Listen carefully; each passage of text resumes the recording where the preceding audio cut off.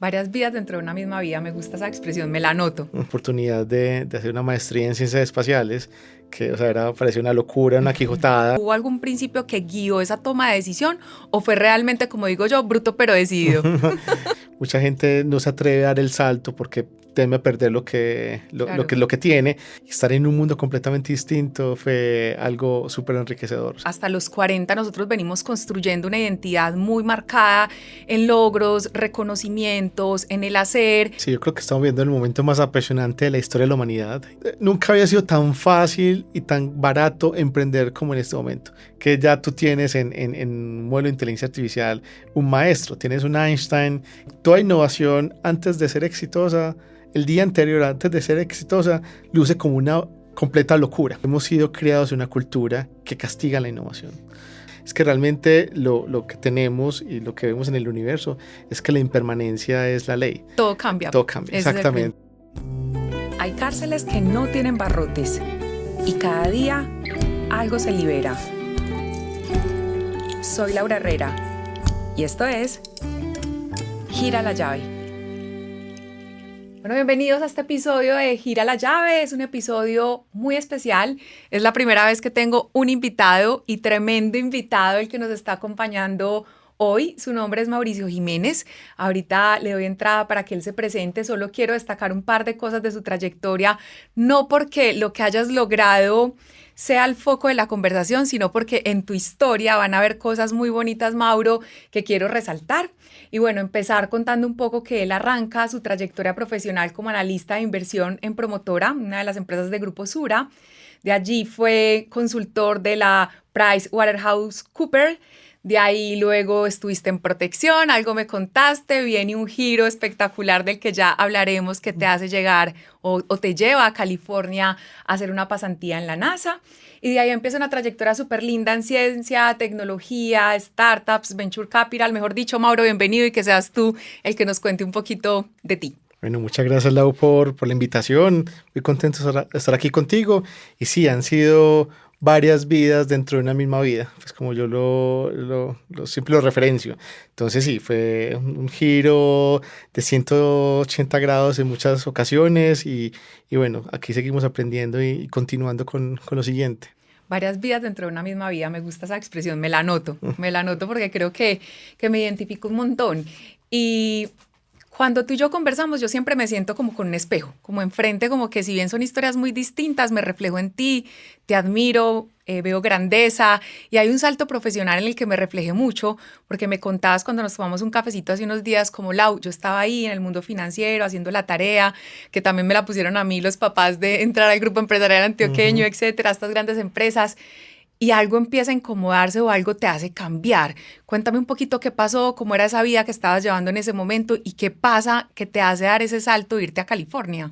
Bueno, no es una larga historia, pero bueno, para hacer la historia larga corta, sí, o sea, como te decía yo cuando tomamos el café, muy desde la parte de negocios, en tema financiero, como muchas personas acá en Medellín entrar al GEA, o sea, en Colombia, bueno, es como una vida muy de libreto, ¿cierto? Muy, ya muy definida, muy tranquila, o sea, en el sentido de la dirección, pero la ciencia y la tecnología siempre fueron mis grandes pasiones. Desde niño. Desde pequeño, desde niño, o sea, iba al planetario desde los 10, 11 años, hasta me quedé encargado de la biblioteca, o sea, era algo increíble y esa pasión siempre estuvo ahí, siempre perduró y pues sí, después dije, no, yo tengo que llegar a dar el salto a algo pues que realmente me apasiona y poderlo combinar con lo que era mi background en negocios y finanzas. Entonces ahí se dio la oportunidad de hacer una maestría en ciencias espaciales,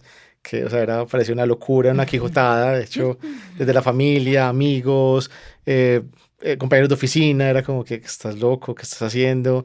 Y incluso yo mismo no me la creía porque no pensaba que ya con la dirección que ha tomado mi vida, mi rumbo, pudiera llegar a hacer ese salto tan grande hacia la ciencia, la tecnología. Pues estaba en una mesa de dinero, en riesgos, nada más distinto que meses después estar en NASA, trabajando pues con científicos, con personas muy distintas a las que yo estaba acostumbrado, pero bueno, creo que el haber sido persistente, el haber estado siempre muy enfocado en que eso era lo que me gustaba y poder complementarlo con cosas que yo había aprendido durante mi trayectoria en la carrera que yo he tenido en estas organizaciones, pues creo que eso fue lo que me hizo dar el gran salto. O sea, es como nunca desistir, siempre persistir. Yo creo que mencionas cosas muy bonitas. La primera es que a todo el mundo, uno le parece loco a todo el mundo. O sea, porque claro, cuando uno toma este tipo de decisiones, la familia tiende a proteger y desde el miedo a decir qué estás haciendo, como oye, ¿por qué vas a dejar como esa zona segura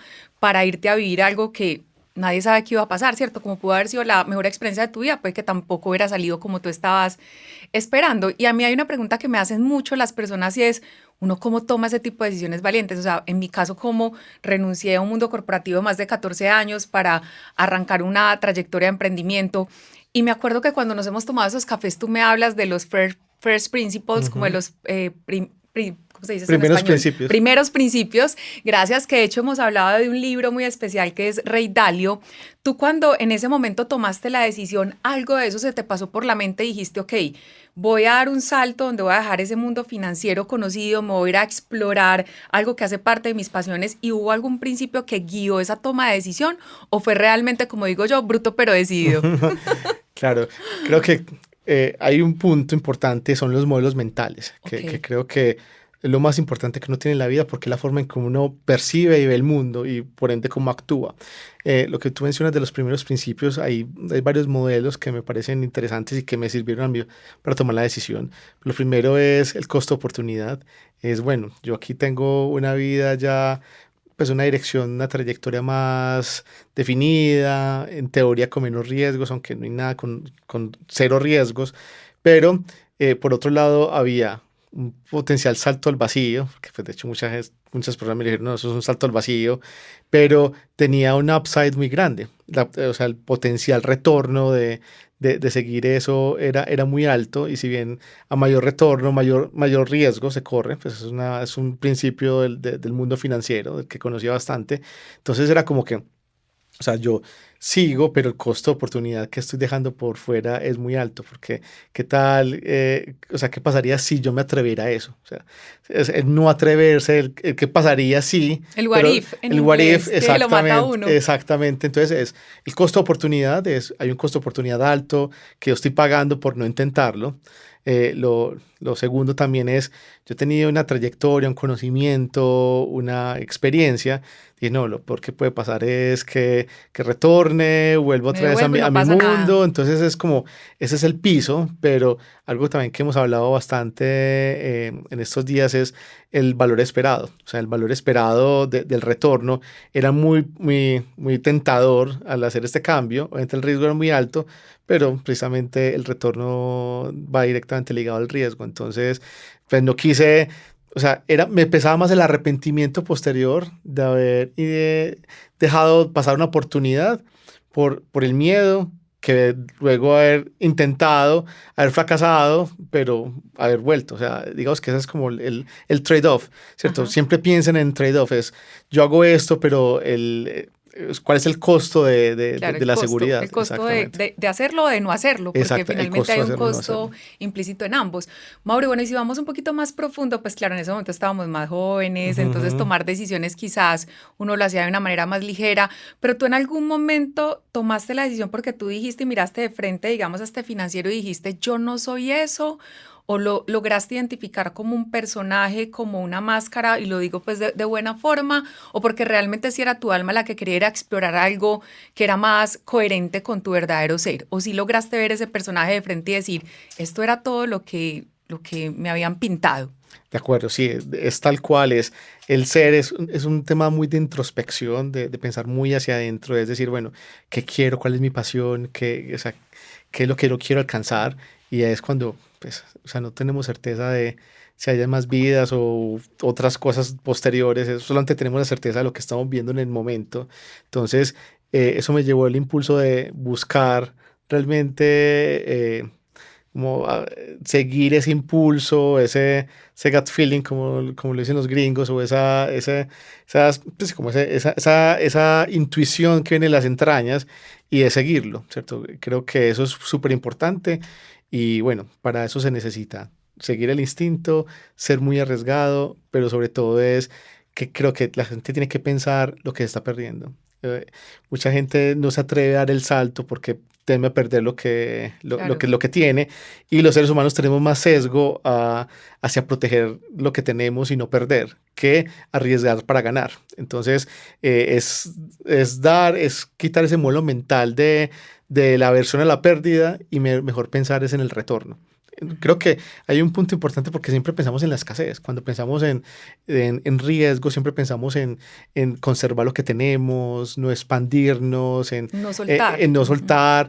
En cambio, pensar en qué podría pasar si hago esto, el mayor retorno, mayores satisfacciones, emociones. Y eso es algo que es un pensamiento mucho más de abundancia. Y desde esa abundancia, ¿qué te encontraste allá? Cuéntanos un poquito cómo fue esa experiencia en la NASA, California. Eso debe ser absolutamente increíble. Sí, sí, pues primero fue una maestría en Francia, o sea, pasar de estar con compañeros financieros, paisanos, a pasar a más de 20 culturas diferentes en la universidad, ingenieros aeroespaciales de MIT, físicos, astrofísicos, y estar en un mundo completamente distinto fue algo súper enriquecedor. O sea, siempre ahí es donde siento que la variedad, el interactuar con personas muy diferentes a uno, es lo que realmente lo enriquece a uno, porque uno siempre tiende a estar como en su mismo Si círculo, uno en su busca como, burbuja. Obviamente que hay que estar con personas que compartan los mismos fundamentos o los mismos principios fundamentales de la vida de uno. Pues a todos los que estamos allá nos encanta la ciencia, el espacio, estudiar, o sea, eso lo compartíamos, pero eran culturas muy distintas, con backgrounds muy distintos, y eso fue muy enriquecedor. Entonces estar allá, una cosa completamente distinta, fue bastante emocionante. Y luego, pues cuando se dio la oportunidad de la pasantía. de ir a NASA, fue como, pues para mí fue el mejor momento de mi vida porque siempre era un sueño. Incluso la anécdota es que tenía ofertas también de JAXA, que es la Agencia Espacial Japonesa, y de la ESA, la Agencia Espacial Europea. Ah, eso sí no me lo habías contado. Esa sí no te la he contado. Y las dos, o sea, tenían mejores condiciones en cuanto, o sea, salario, pues prestaciones, etcétera.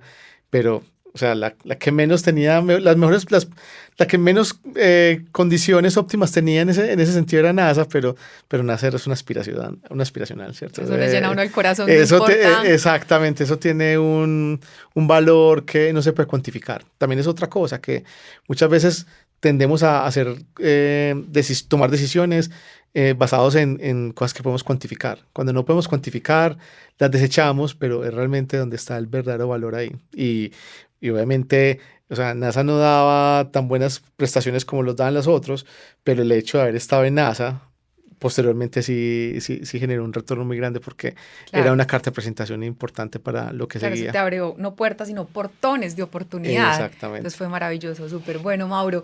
Decía al inicio que en tu historia íbamos a tener, digamos, un gran valor, que por supuesto fue ese salto, pero realmente yo te quise invitar a este episodio para ir más profundo. ¿A qué me refiero con esto? Estamos empezando una temporada muy linda en la que quiero hablar más de identidad, ¿sabes? ¿Y por qué quiero hablar más de identidad? Porque yo he sido una mujer que por años he hablado mucho de el propósito como un eje central en la búsqueda del ser humano, en ese recordar, en ese reconocimiento de nuestra esencia, pero yo creo que el propósito y la razón de ser está cada vez, digamos, proyectándose más hacia una identidad futura. Voy a Ujú. tratar de explicar un poquito qué estoy hablando.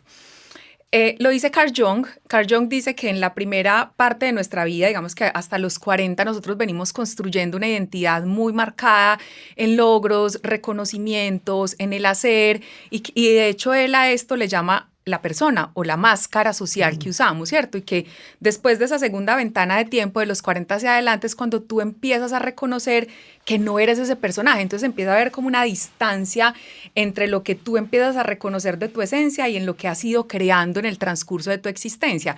Y ahí luego emerge un vacío, y de ese vacío viene un concepto muy lindo que él le llama la individuación, que es donde emerge como tu verdadero ser, ¿cierto? ¿Por qué estoy hablando de todo eso y por qué quiero que conversemos un poquito de eso? Porque si bien tú ya diste tu salto y lo dijiste al inicio, fue una identidad de tantas que has vivido, y yo también, yo creo que ahorita con el tema de la inteligencia artificial, la humanidad entera va a empezar a transitar en nuevas identidades. Entonces la pregunta va hacia allá. ¿Tú cómo estás viendo que cuando el cambio es externo y que viene a una velocidad increíble y la transformación es interna, cómo vas viendo esa evolución de identidad en el humano, y qué crees que nos espera hoy desde este presente y mañana desde tu visión?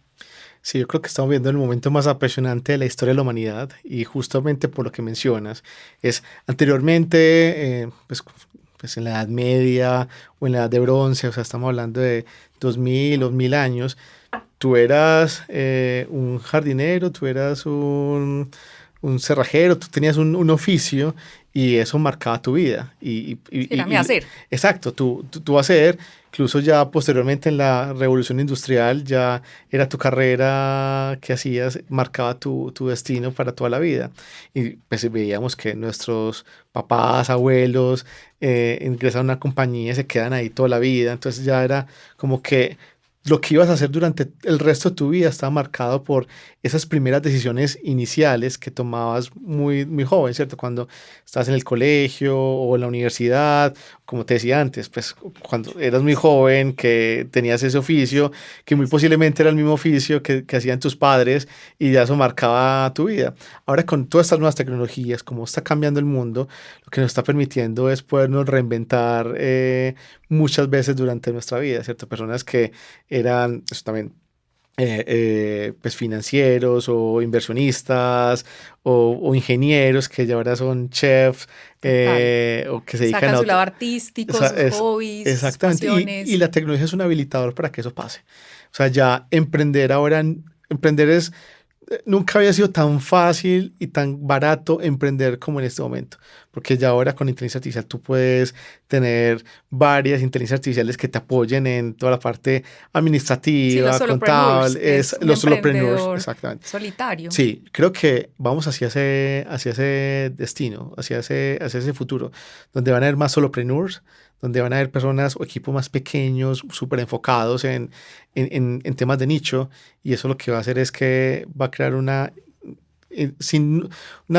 gran número de nuevas opciones para las personas. Entonces, cada vez vamos a tener esa posibilidad de cambiar más en nuestra vida, y es algo maravilloso. O sea, creo que solo eso hace que valga la pena estar en este tiempo. Sí, yo también soy de tu equipo. Yo soy de las que siente que la inteligencia artificial es un habilitador, y en este caso, si queremos tomarlo como una serendipia, que inclusive así le han dicho muchos conceptos, creo que uno de ellos es Carl Lee, mal no recuerdo su nombre, ex Google, donde decía: ¿por qué es una serendipia? Porque es algo que no estábamos buscando, pero emergió y nos va a dar la oportunidad de volver a la esencia humana. ¿Qué quiero decir con esto? Que si ya el hacer, por no decirlo casi el 100%, se va a automatizar, ya digamos que desde la autonomía de la IA ya tú no vas a tener que hacer muchas cosas operativas, pues vamos a tener el tiempo ¿de qué? De ser seres humanos, de volver a la empatía, de volver a la compasión, de volver a esas experiencias un poco más análogas, más premium, más boutique, más experienciales, más humanas, más cercanas.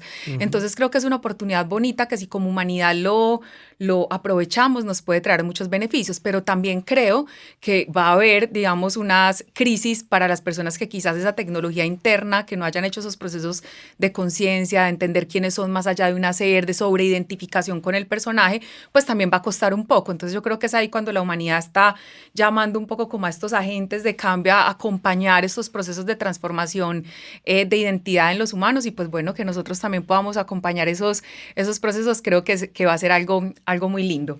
Y esto entonces me da pie para hacerte otra pregunta, que conversemos de otro tema, y es, hemos escuchado mucho, creo que Elon Musk fue el primero que lo dijo, como va a haber una hiperabundancia, ¿cierto? Y esa hiperabundancia se asocia como con esa economía post-trabajo. Entonces pues yo me pongo a pensar, ¿qué estaré haciendo yo en 5 años? ¿Será que me voy a jubilar? ¿Será que sí va a haber más dinero de lo que creemos que va a haber, o lo que va a haber es una mayor capacidad adquisitiva, y al final entonces eso nos va a dar un acceso a más servicios, y pues todo eso a favor también nos va a permitir, vuelvo con la idea que estaba contando ahorita, pues tener más tiempo y más disposición para ser seres humanos? ¿Qué piensas tú de eso? Absolutamente. Digamos que uno podría dividir el mundo en dos grandes modalidades de pensamiento. Unos más orientados hacia el riesgo, la versión del riesgo, más conservadores, por ende decrecionistas, o sea, ir hacia un mundo más tranquilo, o sea, con menos recursos, y otras personas más optimistas, más de la abundancia, de crecimiento exponencial, y eso es lo que estamos viendo en este momento. Creo que la tecnología, pues también como te lo decía, es deflacionaria por definición. O sea, mayor tecnología, los costos de los productos y servicios van cayendo sustancialmente. Entonces vamos hacia un mundo donde va a haber más tecnología. Ya estamos en una realidad en el que la inteligencia ya se conecta, como la electricidad. O sea, yo conecto el enchufe de la casa para recibir energía. Igualmente lo que estoy haciendo en este momento cuando abro un Claude, un ChatGPT, es conectándome a recibir un flujo de inteligencia que me ayudan a labores. Entonces, imagínate lo que podemos hacer con un mundo donde hay inteligencia en abundancia. Y eso es lo que estamos apenas experimentando. En este momento estamos apenas pasando la etapa del asombro con la inteligencia artificial. Es que el ChatGPT Moment fue apenas hace 3 años. 2022. 2022 en noviembre. 30 de noviembre del 2022, me lo aprendí exacto. Así como si fuera la fecha del cumpleaños. Exactamente, sí. Y cuando yo veía la primera ChatGPT, esto es magia. O sea, y como le decía Sir Arthur Clarke, era una tecnología lo suficientemente avanzada, es indistinguible de la magia. Y realmente eso era la inteligencia artificial. Apenas estamos asimilando eso. Entonces lo que viene en los próximos años es poder multiplicar la cantidad de productos o servicios que nosotros vamos a generar producto de la inteligencia artificial, y por ende el valor el costo de las cosas va a caer estrepitosamente. Entonces creo que vamos a ir hacia un mundo bastante abundante donde la mayoría de personas, que esperaría que todas, tuviéramos acceso a unas cosas maravillosas. Incluso también en alguna analogía que siempre me gusta hacer es una persona de un nivel socioeconómico medio o bajo, tiene mayores capacidades de acceder, pues tiene acceso a mejor salud, tiene acceso a mejor educación, tiene acceso a mayor cantidad de información, recursos, etcétera, que lo que pudo haber accedido la reina Victoria hace un poco más de 100 años, ¿cierto? Entonces, ahí lo que sí estamos viendo es que sí estamos yendo a un mundo más abundante, un mundo más con mayor progreso, donde eso se está distribuyendo a la mayor cantidad de gente. Sí, eso me gusta mucho, porque inclusive quiero como solo precisarlo, y es estamos hablando de un menor costo del servicio con un mayor poder adquisitivo, ¿cierto? Porque entonces, no sé, si le fuéramos a poner un ejemplo con lo que tú estás diciendo, voy a inventármelo. Sé que con el tema de la salud, pues la IA todavía no es 100% precisa, pero igual voy a hacer el ejemplo. Si se te ocurre uno mejor, me dices. Y es, por ejemplo, si yo me hago unos exámenes médicos y necesito que un doctor me lea digamos, los resultados, pues yo pido una cita, y seguramente un especialista, no sé, costará unos $100 la cita. Ahorita, si yo tomo esos mismos resultados y los pongo a mi cuenta paga de Claude, por decir cualquier cosa, pues ya no me va a costar $100 la cita con el especialista, sino pues un token, 2 tokens de lo que sea que pague en el plan mensual. Eso es lo que estamos hablando. ¿Es un buen ejemplo o quisieras ilustrarlo distinto? Sí, no lo pudiste haber dicho mejor, ese es el ejemplo. Incluso en el peor de los escenarios, donde solo pagara la suscripción de $20 solo para eso, sería una disminución de 5x. con el ejemplo que acabas de mencionar. O sea, sería pasar de $100 a $20. Exacto. Y obviamente esa suscripción Que alcanza sería para todo el mes. para muchísimas más cosas. Incluso Sí. le puedes hacer el diagnóstico a tus papás, a tus tías, a tus amigos, etcétera. Y eso pues sería una prorrata de todos esos costos, entonces sería mucho más barato. Entonces, si eso vamos, incluso el tema de la educación, en este momento podemos acceder al contenido más top del mundo de las mejores universidades por internet. Y no solamente en esos cursos, sino que ya tú tienes en un modelo de inteligencia artificial un maestro, tienes un Einstein que te puede estar guiando, tu maestro en cualquier tema de forma casi gratuita. Entonces, realmente el diferencial va a ser qué hacer con esa inteligencia, ¿cierto? Y ahí están las capas. Primero son la información. La información era el elemento más importante en la Edad Media. O sea, solamente los que sabían leer, los que tenían acceso a los libros podían estar en lo más alto de la pirámide social. Luego ya la información se masificó, los datos, la información, ya los libros se masificaron. Ya era el que pudiera transformar esa información en inteligencia, en poder desarrollar cosas. Ya ahora tenemos acceso a la inteligencia por medio de estos modelos y ahora lo que sigue es leer el conocimiento, es qué podemos tangibilizar con ese conocimiento, porque una persona teniendo el mismo acceso a la información, porque una persona puede hacer una startup que cueste $1.000 millones y ser un unicornio y yo con la misma información no poderlo hacer, ¿cierto? Ahí es donde está la capacidad de ejecución, la capacidad de ser visionario y ejecutar esa visión va a ser el diferencial de los próximos años. Y el criterio total. Yo me pregunto mucho como que al final de esto que nos va a quedar, y creo que una de tantas respuestas es la toma de decisión, el criterio, el juicio, el discernimiento, ¿cierto? Porque finalmente pues la IA te marca un parámetro, pero pues tú como ser humano eres quien debería estar tomando, digamos, que buenas decisiones.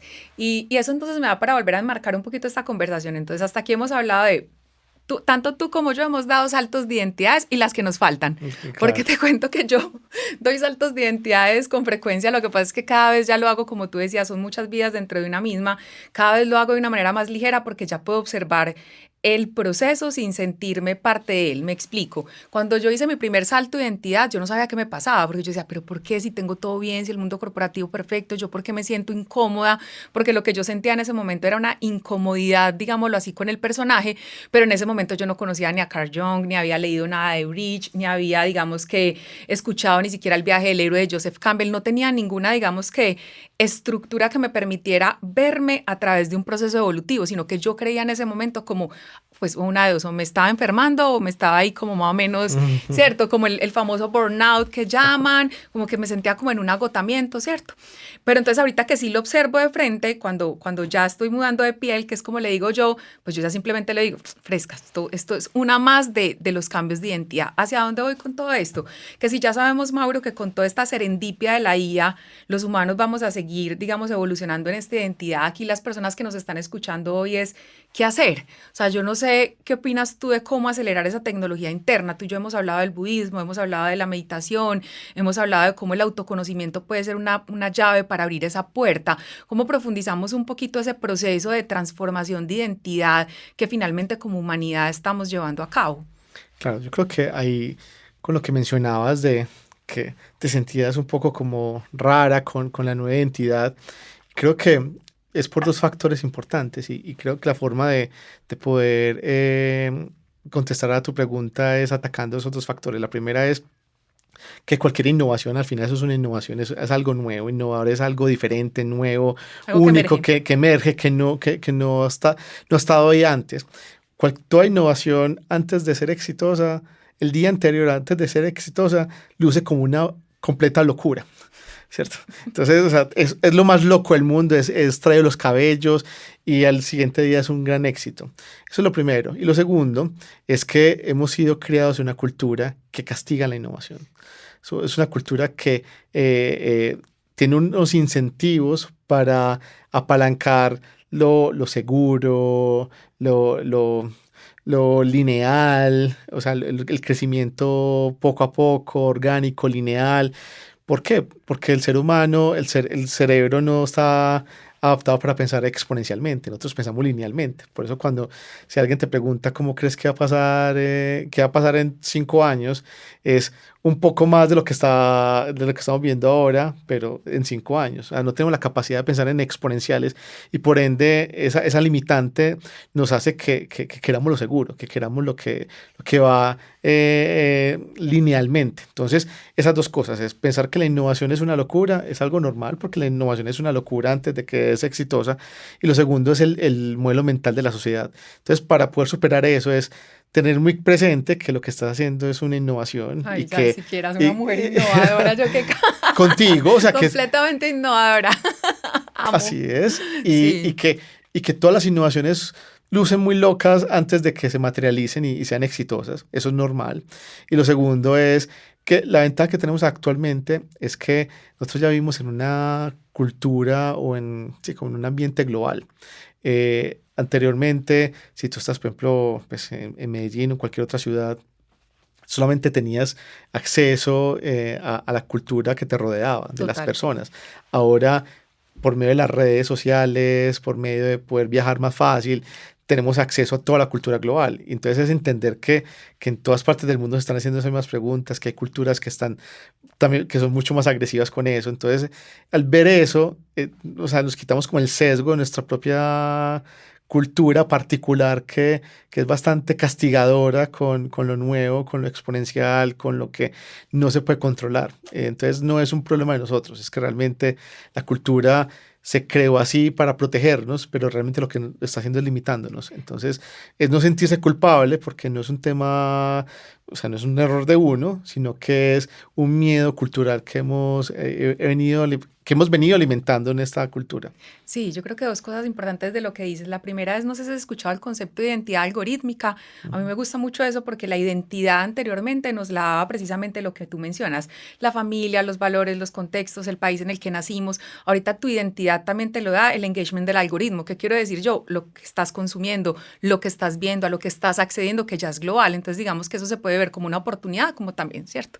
Y acá entonces hay una frase que creo que es tuya, de tu autoría, tú ya me corriges, que es: los únicos tontos son los que no cambian de opinión. Y me gusta mucho eso, porque yo creo que hay veces por ese juicio social nos damos muy duro en reconocer que ya no somos algo. Nos cuesta mucho decir que ya no estamos de acuerdo con lo que antes estuvimos de acuerdo. De hecho, hace poco conversaba con una amiga que me decía: Lau, es que yo amaba X tema, no lo voy a divulgar pues por confidencialidad, y yo ya no vibro con eso. Yo ya como voy y le digo a mi familia, a mis socios, a las personas con las que he crecido, que llevo siendo casi que una activista de ese tema tantos años, que yo ya no resueno con eso. Entonces creo que hay un sesgo social que también viene a limitar un poquito, y quería saber tú qué opinas de esa actualización de juicio y ese cambio de opinión en esta era de identidad. Claro, ahí retomaría entonces lo que mencionamos ahorita, los primeros principios, de los first principles, y es que uno de esos primeros principios que son los que remiten más hacia cómo funciona la naturaleza, la física, o sea, las ciencias más fundamentales, es que realmente lo que tenemos y lo que vemos en el universo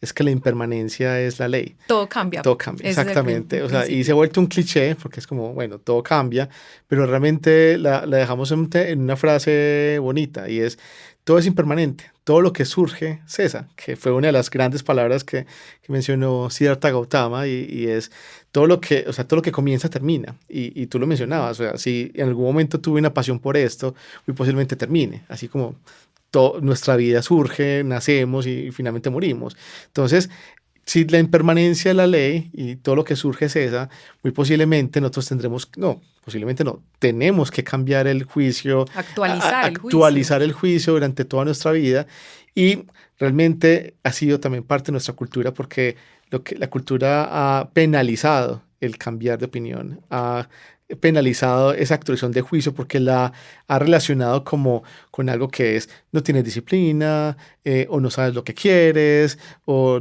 vas a dejar de construir esto. Entonces, como vuelvo, te digo, como estamos acostumbrados a tener una sociedad que va hacia lo cierto, hacia la certidumbre, pero realmente el modelo mental es a pensar bajo condiciones de incertidumbre, y bajo condiciones de incertidumbre es donde realmente tenemos que pensar que todo cambia. Entonces tenemos que actualizar el juicio y tenemos que cambiar con él, tenemos que actuar. Entonces es quitarnos como esa tara o ese miedo que realmente no nos deja avanzar, porque tenemos que ser iguales. Y es el peor error, porque estamos intentando ser constantes, iguales, no cambiar nada, seguir con lo mismo solamente por un modelo de ser disciplinados, constantes, aunque realmente eso es terquedad en un mundo que es absolutamente constante, cambiante.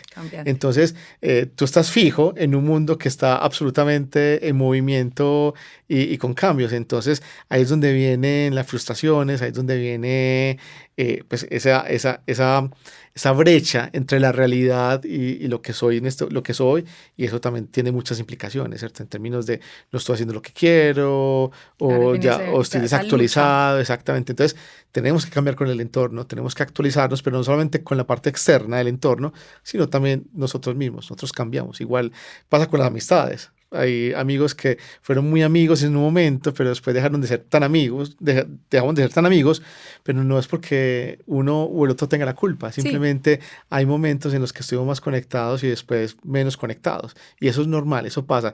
En este momento estamos acá, es porque el timing se dio perfectamente para esto, porque hubo un encuentro, un alineamiento en este momento del tiempo que no se había dado antes, y posteriormente va a ser diferente. Y yo creo, Mauro, que con eso voy cerrando, y es, si todo cambia, entonces permitirnos también que ese cambio emerja desde el interior. Para mí uno de los principios es como es afuera es adentro, como es adentro es afuera, como es arriba es abajo.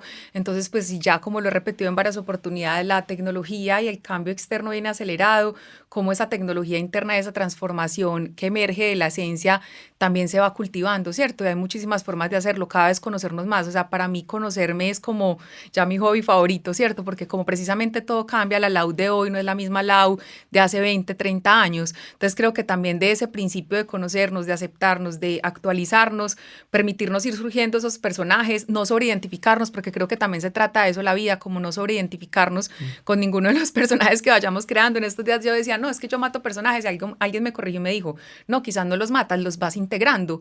Y yo dije, sí, suena bonito, voy integrando cosas y voy soltando otras que no correspondan, y desde esa ligereza ir construyendo el camino. No sé, Mauro, si algo más quieras compartirnos, y pues por supuesto también agradecerte. No, solamente para complementarte un poco lo que decías al final con un ejemplo, es que el entorno cambia, y si nosotros no cambiamos, y mucha gente ahora está con temor a que la inteligencia artificial los va a reemplazar o van a quedar por fuera del mercado, el problema no es que se vayan a desaparecer todos los empleos o que vayan a eliminar sino que no va a cambiar al mismo ritmo que cambia el mercado. Entonces, si el mercado está cambiando súper rápido y yo estoy estático, quieto, y no estoy cambiando, ahí es donde quedo fuera del mercado. Entonces, ese es un ejemplo muy claro de por qué no actualizar el juicio, por qué no adaptarse, por qué no cambiar.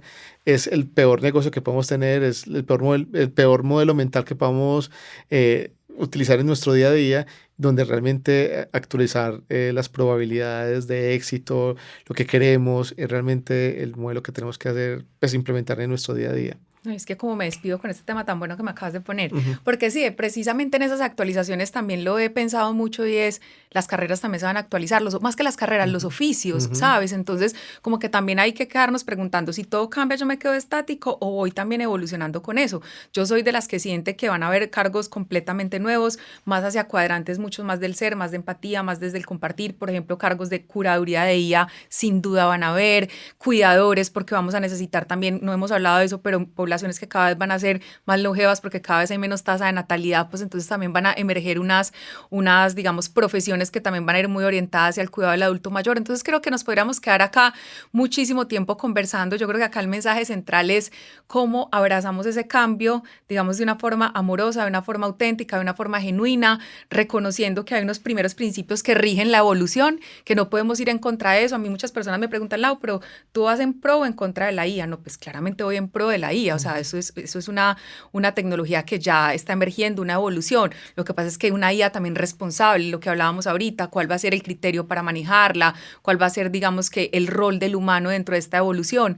Pero sí, es algo muy transformador, y bueno, Mauro, haberte tenido en este episodio para mí fue un gustazo, el primero de muchos. Bueno, de verdad, gracias por tu historia, por compartir un poquito tu visión. No, muchas gracias, Laura, por invitarme. Un placer estar acá. Muchas gracias. Gracias. Eres la llave, gira la llave.